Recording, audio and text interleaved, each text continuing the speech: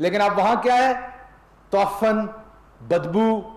जैसे करप्शन की पाकिस्तान में तौफन और बदबू है जो चीख चीख के एनआरओ मांग रही है, उसी तरीके से तौफन और बदबू जो है वो उस रिवर रावी के अंदर से निकल रही है, जो जौहर बना हुआ है, गंदे पानी के निकास का नाला है। यह हर शहरी के लिए बहुत तकलीफदेह है। और खसूसन फिर आपको पता है, प्राइम मिनिस्टर इमरान खान लाहौर शहर के बासी हैं। उन्होंने पुराना लाहौर भी देखा हुआ है जो साफ सुथरा था, और फिर जो वहां पर कब्जा माफिया और ये जो सियासी कब्जा माफिया थी, जिन्होंने अपने कारिंदों को हाउसिंग सोसाइटीज बना के दी, प्लाटों की लूटमार की, और उस शहर के कल्चर को भी और उस शहर की आबो हवा को भी, उस शहर के सुकून को तबाह किया। तो प्राइम मिनिस्टर साहब का बहुत कंसर्न है जो लाहौर का वाटर टेबल नीचे गया है।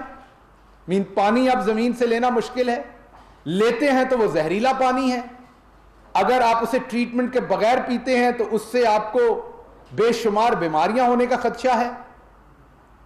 तो इस सारी सिचुएशन में यह प्लान किया गया।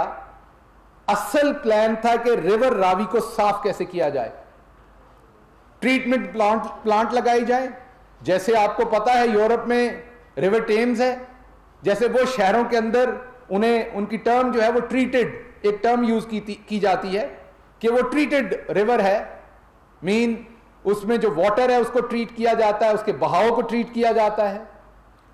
तो वाटर ट्रीटमेंट प्लांट लगा के जो पानी उसके अंदर गंदा आता है उसको साफ किया जाए, ताकि वो फसलों में इस्तेमाल होने के लिए आगे इस्तेमाल हो सके।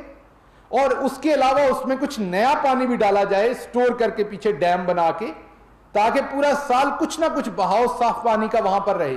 यह था मंसूबा। और ऑफ कोर्स रिवर बैंक्स बनाने पड़ते हैं उसके लिए, ताकि दरिया का कटाव ना हो जैसे पूरी दुनिया में है, क्योंकि आप एक छोटा हिस्सा साफ करके बहा सकते हैं, एक लामहदूद हिस्सा जो है वो बहा आप उसे सफाई उसकी या उसको मेंटेन रखना मुश्किल होता है। जैसे मैंने टेम्स की एग्जांपल दी, या दुनिया में कहीं भी, शिकागो है, कहीं भी है जहां से सिटी के अंदर से रिवर गुजरता है। तो ये प्लान था, लेकिन उसके साथ ही एक चैलेंज आया।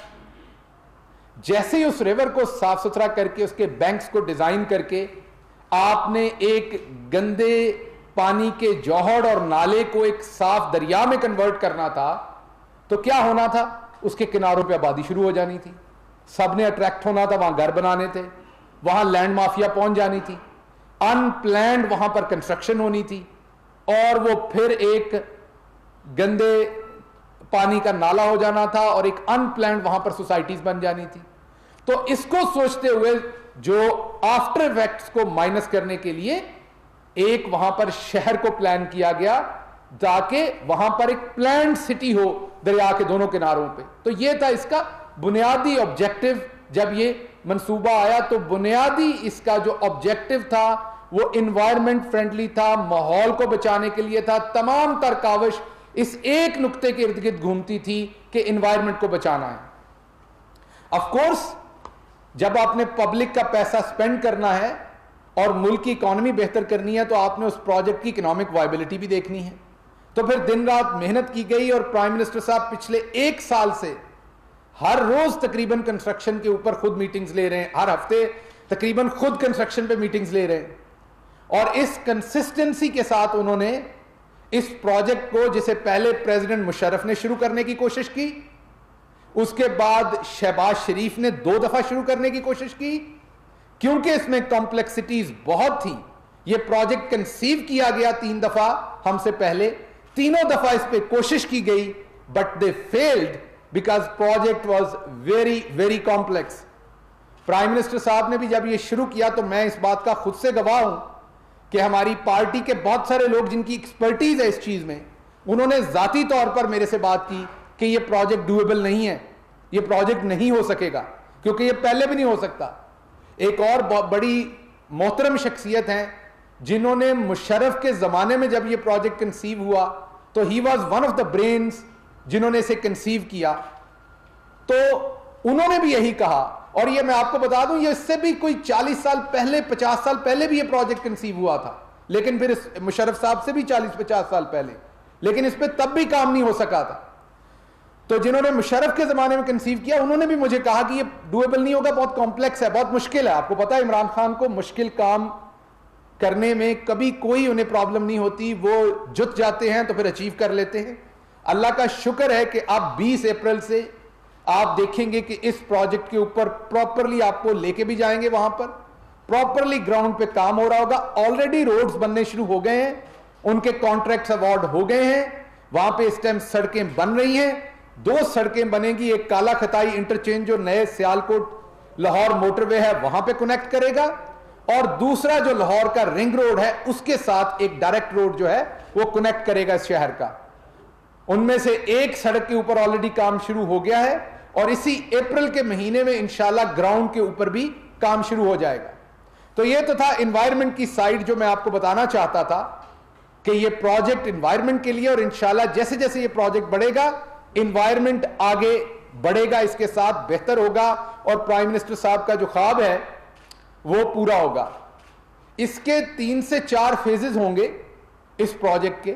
जो पहला फेज है जो 18 तारीख को शुरू हो रहा है, इंशाल्लाह उससे फौरी तौर पर तकरीबन 100 से 150 बिलियन का इकोनॉमिक एक्टिविटी जनरेट होगी।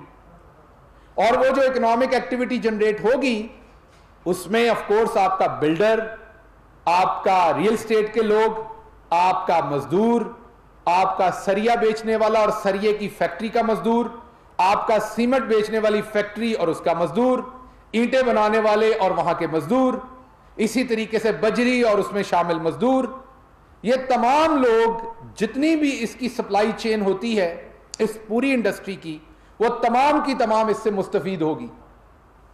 तो इंशाल्लाह अप्रैल 18 से ये प्रोजेक्ट जो है ये इंशाल्लाह अपनी पूरी फ्लो के साथ ग्राउंड के ऊपर जो है वो शुरू हो जाएगा।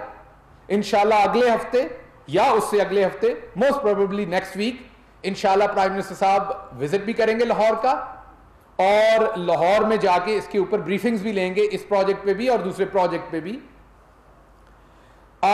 इसके आगे जो मैं आपसे बात करना चाहता हूं वो है जो आपने पिछली दफा मेरे से बात की, और वो थी कि एक आम आदमी को कर्जा बैंक से कब मिलना शुरू होगा।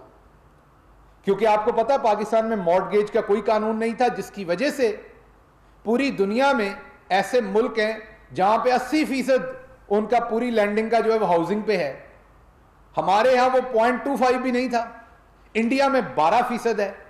और उसकी बड़ी वजह यह थी कि बैंक्स जब लोन देते थे तो कोई लॉ नहीं था जो प्रोटेक्ट करता था कि उस लोन को वापस लेना है, कैसे लेना है। तो मॉर्टगेज के अब कवानीन बन गए। अभी आपसे एक अच्छी खबर अल्लाह के करम से और हमारे नबी मोहम्मद मुस्तफ़ा सल्लल्लाहु अलैहि वसल्लम की रहमत से एक बहुत अच्छी खबर है कि बहुत ही शॉर्ट टाइम में तकरीबन 56 बिलियन का इजाफा हुआ है मॉर्टगेज लैंडिंग में। जो लैंडिंग 145 अरब के ऊपर थी वो अल्लाह का शुक्र है आज 202 बिलियन के ऊपर हाउसिंग में पिछले 3 से 4 महीने के अंदर वो पहुंच गई है। तो ये बहुत ही लैंडमार्क अचीवमेंट है और अभी इसकी शुरुआत है। अभी इसमें बहुत सारे बैंक जो हैं वो नेचुरल है वो रिलक्टेंट होंगे, उनके एम्प्लॉयज रिलक्टेंट होंगे बिकॉज वो ट्रेंड नहीं है इसके लिए। वो ये रिस्क अवर्स एटीट्यूड होता है बैंकिंग सेक्टर का हमेशा, और माजी में बैंक्स के लिए हाउसिंग पे लोन देना इसलिए मुश्किल था कि उसको रिकवर करना मुश्किल था क्योंकि कोई कवानीन नहीं थे। तो थोड़ा अभी वक्त लगेगा बैंक्स को भी ओपन अप होने में, लेकिन उसके बावजूद आपके सामने जो मैंने फिगर रखी वो बहुत ही हौसला अफजा है और इसके लिए प्राइम मिनिस्टर साहब भी खुश हैं और वो पूरी कौम को मुबारकबाद दे रहे हैं कि अल्लाह का शुक्र है हमारा ये सेक्टर उठ रहा है और एक पॉजिटिव इकोनॉमिक ग्रोथ हो रही है। और इसके लिए हम शुक्रगुजार हैं उन बैंक्स के भी जिन्होंने आगे आकर सबसे ज्यादा परफॉर्म किया। मैं चंद बैंक्स को इसका क्रेडिट जरूर देना चाहूंगा जिन्होंने इसमें बहुत अच्छा परफॉर्म किया, जिसमें मिजान बैंक है, अलाइड बैंक है, दुबई इस्लामिक बैंक है और बैंक ऑफ पंजाब है। इसके साथ साथ जब इकोनॉमिक एक्टिविटी होती है तो मेरे सामने जो लगे कैमरे हैं और जिन स्क्रीनों पे मैं नजर आ रहा हूं उसके अंदर जो जफाकश वर्कर दिन रात काम करते हैं उन तक भी उसके समर आते हैं। क्योंकि जब इकोनॉमिक एक्टिविटी होती है तो उसका फल हम सबको मिलता है। तो आपको यह बताने के लिए कि तकरीबन 150 मिलियन की ये चंद बैंक, मैं प्राइवेट सेक्टर की बात कर रहा हूं, ये चंद बैंक ऑलरेडी हाउसिंग के इन मंसूबों की एडवर्टाइजिंग कर चुके हैं और आने वाले 2 से 3 महीनों के अंदर 200 मिलियन से ज्यादा की एडवर्टाइजिंग के और प्रोजेक्ट्स वो लेके आ रहे हैं। तो अब आप देखिए कि ना सिर्फ सरिया, बजरी, ईंट, सीमेंट, जो वहां पर मजदूर है, ना सिर्फ उनकी इंडस्ट्री चल रही है या ट्रांसपोर्टेशन वालों की चल रही है, बल्कि जो सानवी इंडस्ट्रीज हैं, जो सप्लीमेंट्री इंडस्ट्रीज हैं, जैसे कि मीडिया, और जब आप मीडिया की बात करेंगे तो उसमें प्रिंटिंग प्रेस, उसमें बहुत सारे बिल बोर्ड्स बनाने वाले जिनको हम ट्रांजिट एडवर्टाइजिंग कहते हैं, डिफरेंट व्हीकल्स के ऊपर, वो तमाम एडवर्टाइजिंग की डिफरेंट फॉर्म्स जो हैं वो उससे बेनिफिट उठाएंगी। और बहुत, जब नए घर बनेंगे, अपार्टमेंट्स बनेंगे, तो फर्नीचर की सेल भी ज्यादा होगी, किचन अप्लायंसेस की सेल भी ज्यादा होगी। तो आप देखेंगे कि पूरे का पूरा इकोनॉमिक चेन इससे डेवलप हो रही है और नंबर्स आपके सामने हैं।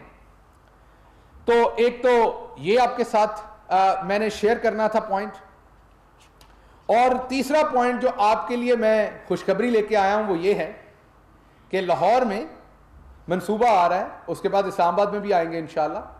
उसमें रिक्वेस्ट की थी कि हमारे मीडिया के दोस्तों का कुछ कोटा रखा जाए, तो उसमें इंशाल्लाह मीडिया के दोस्तों का कोटा रखा जाएगा, जो आपको अफोर्डेबल सस्ती हाउसिंग मिलेगी। जो लोग क्वालिफाई करते होंगे उस ब्रैकेट में, आपको पता है कि पहले 1 लाख घरों के ऊपर 3 लाख रुपया गवर्नमेंट ने सब्सिडी देनी है। तो एलडीए का एक बहुत बड़ा प्रोजेक्ट आ रहा है फ्लैट्स का, और रिक्वेस्ट की थी मैंने पर्सनली भी, जो मीडिया हमारी टीम के दूसरे दोस्त हैं, शिबली साहब हैं, फवाद चौधरी साहब हैं, दूसरे दोस्त हैं, उन्होंने भी बिल्कुल मेरे से ज्यादा तवाना आवाज में इस पर बात की थी, शेख रशीद साहब ने भी। तो ये प्राइम मिनिस्टर साहब ने डायरेक्शन दी, तो इंशाल्लाह उसमें भी हम कोशिश करेंगे कि मीडिया के दोस्त जो उस सैलरी ब्रैकेट में आते हैं, जिनके लिए ये प्रोग्राम टारगेटेड है, उनको भी इसमें एंटरटेन किया जाए। तो ये एक आपके लिए अच्छी खबर थी। दूसरी, इकॉनमी की बहुत अच्छी खबरें हैं। अगर आप देखें तो हमाद अजहर साहब आपसे ज्यादा डिटेल में डिस्कस करेंगे, लेकिन अगर आप देखें तो गाड़ियों की मैन्युफैक्चरिंग जो मार्च के महीने में है, वो पाकिस्तान के पिछले 30 साल में इतनी मैन्युफैक्चरिंग नहीं हुई, जिसके रिकॉर्ड टूट रहे हैं। तीसरी बात, अगर आप देखें करेंसी, तो जो रुपी है वो बेस्ट परफॉर्मिंग, दुनिया में इस टाइम डॉलर के अगेंस्ट बेस्ट परफॉर्मिंग जो करेंसी है, वो अल्लाह का शुक्र है, वो पाकिस्तानी रुपी है। और बगैर इसाक डॉलर में कह देने लगा था, इसाक डार फार्मूला के जिसमें कौम के डॉलर फेंक के जाली तरीके से एक्सचेंज रेट को कंट्रोल किया जाता था, और जिसकी वजह से मुल्क के ऊपर कर्जे बढ़ते थे, बाहर से बोरोइंग करते थे और डॉलर उधर झोंकते थे। आप अल्लाह का शुक्र है, अब ऑर्गेनिक तरीके से रियलिटी के साथ फिगर्स को फज किए बगैर जो वो करने की कोशिश करते थे, आपका मुल्क जो है वो, उसकी इकोनॉमी भी बढ़ रही है। वो आप बैलेंस ऑफ पेमेंट्स देखें, वो आप करंट अकाउंट देखें, आप अपनी एक्सपोर्ट देखें, आप अपनी लार्ज मैन्युफैक्चरिंग का जो सेक्टर है वो देखें, और तो वो तमाम चीजें बढ़ रही हैं। आखिरी एक गल मैं होर करना चाहना है, जिहड़ी साडे काश्तकारां भरावां दी है, इस वेले तोरीए दी, सरों दी फसल उतर रही है। अल्लाह का शुक्र है कि सरों का रेट इस वेले पंजाब दे विच 4700 रुपए तो लैके 5000 रुपये मन ते चल रहा है। ऑलरेडी जेडे काश्तकार ने, जिमीदार भरा ने, उन्होंने ऑलरेडी कमाद जिहड़ा वो 250 तो 300 और 350 रुपए तक बेचिया है। उस तो बाद ये जिहड़ी सरों की फसल है, शहरों के लोगों वास्ते मैं दस दियां कि कमाद और सरों कट्ठी बीजी दी है। तकरीबन 1000 तो 1500 रुपया 1 एकड़ दे विच जिहड़ा बी पाईदा है सरों का, ओदी कास्ट आंदी है। उस वेले डीएपी की कास्ट 3500 दी, 1 तोड़ा ओदा पैंदा है। 2000 रुपया यूरिया की कास्ट सी, 1 तोड़ा ओदा पैंदा है। यह तकरीबन 7000 रुपये की कास्ट आंदी है जिमीदार की, और 2 पानी लाने ने। जे नहरी पानी है तो 2 पानी काफ़ी ने, सर्दियों के पानी इन्ना कुछ होंदा है, तो जे नहरी पानी नहीं तो ट्यूबवैल नाल जिहड़ा पानी लाना है उसकी कास्ट होनी है। तकरीबन 25 तो 30 मन 1 किले की सरों निकलती है। अज तो वो हुंदा है कि सरों पहले वड्डी हो जाती है, सरों नूं जिहड़ा वड्डिया जाता है, थल्ले छोटा कमाद रह जाता है जिन्हें दूसरी फसल देनी है। ਇਹਦੇ ਵਿੱਚ ਵੱਢਣ ਦੀ ਗਾਹਣ ਦੀ ਉਹਦੀ ਹਾਰਵੈਸਟਿੰਗ ਦੇ ਵੀ ਕੋਈ ਪੈਸੇ ਨਹੀਂ ਦੇਣੇ ਪੈਂਦੇ ਜ਼ਿਮੀਂਦਾਰ ਨੂੰ। ਜਿਹੜੇ ਹਾਰਵੈਸਟਿੰਗ ਵਾਲੇ ਨੇ ਉਹ ਤੁਹਾਡੀ ਸਰੋਂ ਵੱਢਦੇ ਨੇ, ਉਹਨੂੰ ਹਾਰਵੈਸਟਿੰਗ ਕਰਦੇ ਨੇ ਔਰ ਤੁਹਾਡੀ ਸਰੋਂ ਤੁਹਾਡੇ ਘਰ ਬੋਰੀਆਂ 'ਚ ਦੇ ਕੇ ਜਾਂਦੇ ਨੇ ਔਰ ਤੁਹਾਡੇ ਕੋਲੋਂ ਜਿਹੜਾ ਲੈਂਦੇ ਨੇ ਉਹਦੀ ਪਰਾਲੀ ਲੈਂਦੇ ਨੇ, ਜਿਹੜਾ ਉਹਦਾ ਤਿਨਕਾ ਹੁੰਦਾ ਹੈ ਕਿਉਂਕਿ ਉਹ ਪੇਪਰ ਦੇ ਵਿੱਚ ਇਸਤੇਮਾਲ ਹੁੰਦਾ, ਉਹ ਆਪਣੀ ਹਾਰਵੈਸਟਿੰਗ ਕਾਸਟ ਲੈਂਦੇ ਨੇ। ਤੇ ਜ਼ਿਮੀਂਦਾਰ